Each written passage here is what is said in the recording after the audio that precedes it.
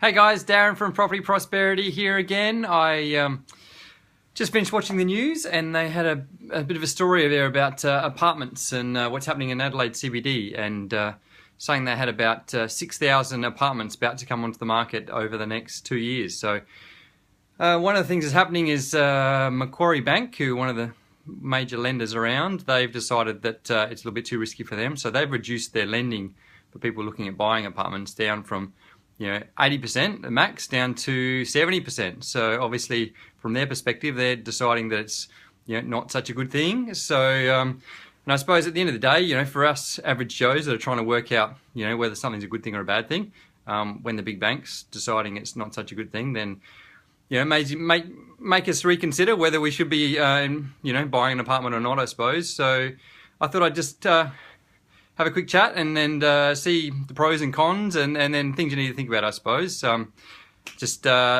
Darren, for joining us. So I really appreciate that. And if you've got any questions or you'd like to make any comments, feel free to make any comments below. And if you like what I'm saying, I really appreciate it if you click a like. Even if you don't like what I'm saying, just click a like anyway, because that'd be pretty cool. And if you think someone will get some use out of what we're saying, then maybe if you can click a share, that'll pass it through to them as well.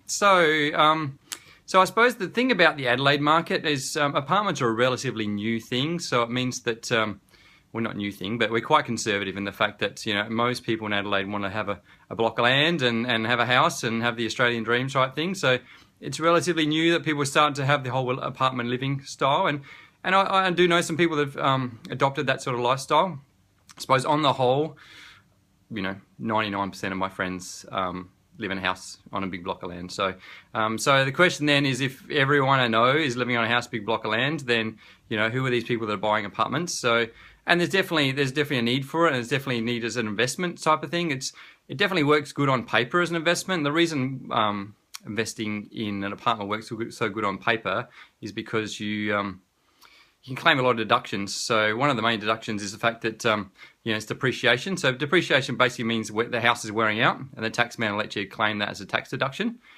The cool thing about an apartment relative to buying a house is that the value of the house relative to the value of the land is so much higher in an apartment than it is for just buying a house on a block of land. So that means, relative wise, the amount of deductions you can claim back for the price of the property is so much higher. So as a tax minimization scheme, buying an apartment definitely works really well. The only problem with this is the reason you can claim it as a tax deduction is basically because the house is wearing out. So when you can claim it as a tax deduction, it sounds like it's a really good deal, but what it actually is, the tax man realizes as it's wearing out, you're going to have to try and save some of that money to try and replace the cost of that. So basically, the world of investing works that, generally land appreciates in value, whereas houses depreciate in value. And so because they're depreciating in value, that means it's wearing out, and you're going to have to put money into that and replacing the future. So although it looks like a good idea buying an apartment on paper because you can minimize your tax by claiming with depreciation, in reality, you're just going to have to fork out some more money down the track as that apartment starts to wear out, and you're going to have to replace a lot more of it. So that's probably my first thing to think about is obviously, it looks good on paper, you can minimize your tax, but, make sure you're putting some money aside to rent, to fix it up down the track when it starts to wear out. Obviously with land, it's not going to wear out at all. So you've always got that asset there, and generally over time, because of supply and demand, you're going to have, less land around, or less land where people want to live, and so that land's going to go up in value. So that's a cool thing about land and a house relative to an apartment. The other thing, I suppose, particularly if you're buying an apartment off the plan, then you don't necessarily know what it's worth. Obviously, if you're buying it off someone and they put it on the market, then they're telling you what it's worth. But in reality, you don't really know what something's worth until it actually goes on the market. Someone can walk inside, have a good look at it, and decide what they're willing to pay for it. So let's say you're buying a house in an apartment complex, and there's 50 or 100 apartments or whatever it's going to be. You don't really know what it's worth until that first person sells their apartment. The issue with that is what happens is once that first person sells their apartment, that means they've determined the price of all the other apartments, assuming they're relatively similar. The danger you've got to watch out for is obviously if the market is changed over that period of time, it might take a couple of years for the house to get built, or for the apartment to be built. Or does that person that sold the first apartment happens to be desperate? They need the money, they need to pay some bills. They just want to sell it in a hurry. They don't care what they sell it for. The danger with that's set the market for every other apartment in the building there. So Likewise, it goes the other way. You know, the market could turn, things go up, and that person that was thinking they'd settle at a certain price, it suddenly booms, and they suddenly get more than what they expected. So there's the potential upside, but there's likely also the potential downside as well. So something to bear in mind. There is a degree of risk with an apartment because you don't really know what it's worth until it sells. So I've just got a couple of questions here I thought I'd just answer here. So Darren's written this: be careful, as a lot of lenders won't fund an apartment in the CBD unless you have a lot of equity. So that was what I was just pointing out as one of the issues that we've noticed at the moment. I just mentioned at the start of my my little rant is that they're saying about 6,000 apartments are about to be built or come online or in the next 2 years. So that's a lot of apartments in Adelaide, and like I said, Macquarie Bank have decided that that's not really for them, and so they're reducing their exposure by lending you less money to get into apartments. The thing to bear in mind though is most banks, they do their rules apply across all of Australia. So they picked out Adelaide CBD as one of the places. They picked out quite a lot of interstate places as well. So there's probably a lot more of the boom bust sort of mentality in eastern states than we do in Adelaide. Traditionally, we're quite conservative and we don't really have really big booms and really big busts. We just keep cruising along over time.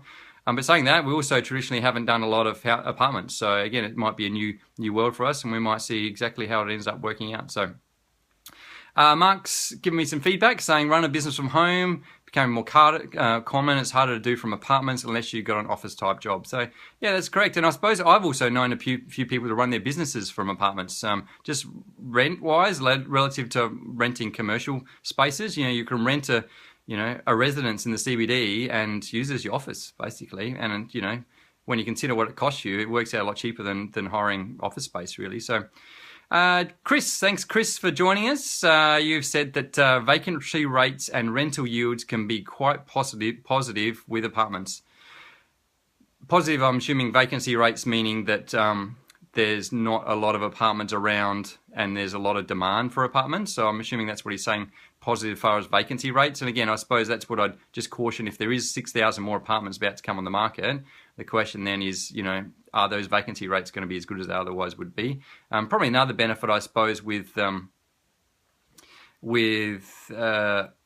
house compared to an apartment. Obviously, you know, you build an apartment complex, suddenly there's 50 apartments come on the market all at the same time. So we look at supply and demand. There's a big chunk of supply, and then you've got to try and soak up all that demand out there.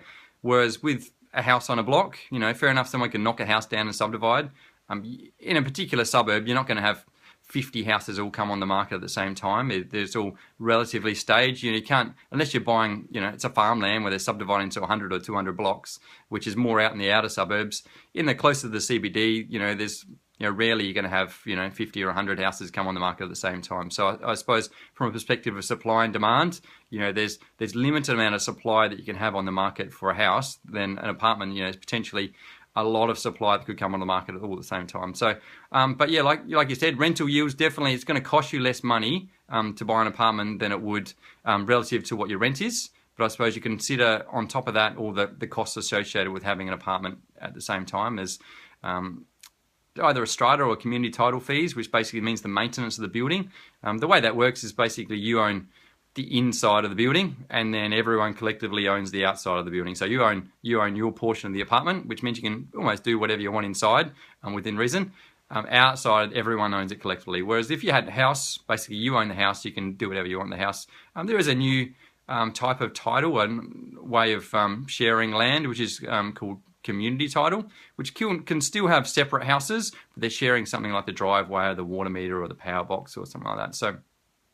So yeah, that's pretty much my my thought for the day. So again, who knows what's going to happen? You know, it may be a new world in the world of Adelaide, that people suddenly become more interested in apartments. And you know, I definitely, if the rents get to a certain point for apartments, then yeah, it'd definitely be appealing to live close to the city. You can walk to everywhere and look to all the shops and everything like that. So there's definitely appeal to it. I suppose it's just the question is, you know, are families going to be starting living in apartments? You know, is older couples going to start living in apartments? There's just potentially there could be a smaller demographic. But saying that, you know, interstate and overseas, definitely there's, you know, people who've adapted their lifestyle living in apartments. At the moment, people haven't really needed to do that in Adelaide. So the question is, you know, are they? So Thanks, guys. Thanks for joining me. Hopefully you found it useful. Like I said, if you found it interesting, I'd really appreciate it if you click on the like. If you didn't find it interesting, then still click on the like anyway. So cool, guys. And if you think someone might find that interesting, then yeah, if you click on the share button, that'd be great. I'm sure they might get some useful information out of it. And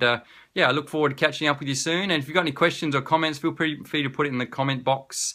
And I look forward to answering any of your questions in future episodes. Cool. Have a good day, guys.